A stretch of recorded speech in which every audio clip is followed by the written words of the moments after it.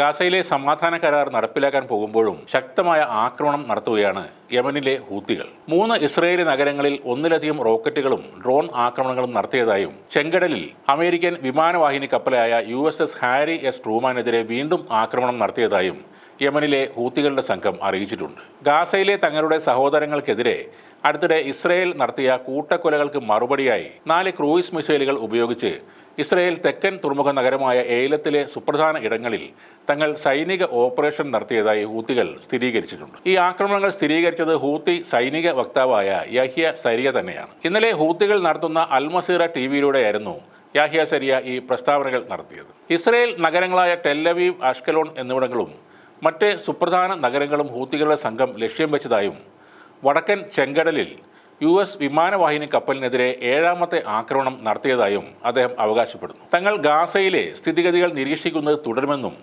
Israel വെടിനിർത്തൽ കരാർ ലംഘിക്കുകയോ എപ്പോഴെങ്കിലും ഇനി യുദ്ധം ആരംഭിക്കുകയോ ചെയ്താൽ ഉചിതമായ നടപടികൾ സ്വീകരിക്കുമെന്നും അദ്ദേഹം പറഞ്ഞു. ഇസ്രയേലിനെ പലസ്തീനിൽ നിന്നും പുറത്താക്കുന്നതുവരെ തൻ്റെ സംഘം ഹമാസിനെ പിന്തുണയ്ക്കുമെന്നും നീതിക്കായുള്ള ഈ യുദ്ധം തങ്ങൾ തുടരുമെന്നും അദ്ദേഹം പ്രഖ്യാപിച്ചു. അതേസമയം ഹൂത്തികളുടെ നിയന്ത്രണത്തിലുള്ള സനയുടെ വടക്ക് ഭാഗത്തുള്ള അമ്രാൻ പ്രവിശ്യയിലെ ഹാർഫ് സുഫിയാൻ ജില്ലയിലെ ഹൂത്തി സൈനിക കേന്ദ്രത്തെ ലക്ഷ്യമിട്ട് ചെങ്കടലിൽ അമേരിക്കൻ നാവികസേനയും 5 വ്യോമാക്രമണങ്ങൾ നടത്തിയതായി പുലർച്ചെ ഹൂത്തി ടെലിവിഷൻ റിപ്പോർട്ട് ചെയ്തു. എന്നാൽ ഈ സംഭവത്തെക്കുറിച്ച് അമേരിക്കൻ സൈന്യം ഇതുവരെ പ്രതികരിച്ചിട്ടില്ല.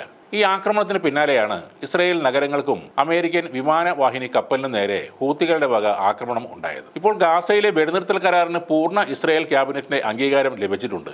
24 മന്ത്രിമാരാണ് കരാറിനെ അനുകൂലിച്ച് വോട്ട് ചെയ്തത്. 8 പേർ ഈ കരാറിനെ പ്രതികൂലിച്ചും വോട്ട് ചെയ്തു. നാളെ മുതൽ ഗാസയിൽ വെടിനിർത്തൽ പ്രാബല്യത്തിൽ വരും. എന്നാൽ ഈ വെടിനിർത്തൽ കരാറിനെതിരെ പ്രതിഷേധിച്ചും അനുകൂലിച്ചും ഇസ്രയേലികൾ തന്നെ രംഗത്ത് വന്നിരിക്കുകയാണ്. കരാറിനെ എതിർത്ത് 100 കണക്കിന് തീവ്ര വലതുപക്ഷ അനുയായികളും യാഥാസ്ഥിതിക ജൂതന്മാരും രംഗത്തെത്തി. ജെറുസലേമിലെ പ്രധാന റോഡുകൾ തടഞ്ഞ ഇവർ ഇസ്രയേൽ ഹമാസിന്റെ മുന്നിൽ കീഴടങ്ങിയെന്ന മുദ്രാവാക്യം വിളിച്ചുകൊണ്ടാണ് പ്രതിഷേധം അറിയിച്ചത്. കരാറിലെ വ്യവസ്ഥകൾ പ്രകാരം കുറ്റവാളികളായ പലസ്തീനികളെ വിട്ടയക്കുന്നത് ഇസ്രയേലിന്റെ സുരക്ഷ അപകടത്തിലാക്കുമെന്നും അവർ പറയുന്നു. വെടിനിർത്തൽ കരാർ അംഗീകരിച്ച പ്രധാനമന്ത്രി ബെഞ്ചമിൻ നെതന്യാഹുവിന്റെ ഓഫീസിന് മുന്നിലും ഇവർ പ്രതിഷേധം നടത്തി. കൊല്ലപ്പെട്ട ഇസ്രയേൽ സൈനികരുടെ കുടുംബങ്ങൾക്ക് വേണ്ടിയുള്ള ജിവൂറ ഫോറം, പലസ്തീൻ തടവുകാരെ മോചിപ്പിക്കുന്നതിനെ എതിർക്കുന്ന ബന്ദികളുടെ കുടുംബാംഗങ്ങൾക്ക് വേണ്ടിയുള്ള ടിക്വ ഫോറം തുടങ്ങിയ സംഘടനകളുടെ നേതൃത്വത്തിലായിരുന്നു ഈ പ്രതിഷേധം നടന്നത്. വെടിനിർത്തൽ കരാറിൽ ആശങ്കയുണ്ടെന്ന് ടിക്വ ഫോറം പറയുന്നു. ഈ കരാർ ഇസ്രയേലികൾക്ക് ദുരന്തം വരുത്തിവെക്കുമെന്നാണ് ജിവൂറ ഫോറം പറയുന്നത്. ഇസ്രയേലി പതാക കൊണ്ട് പൊതിഞ്ഞ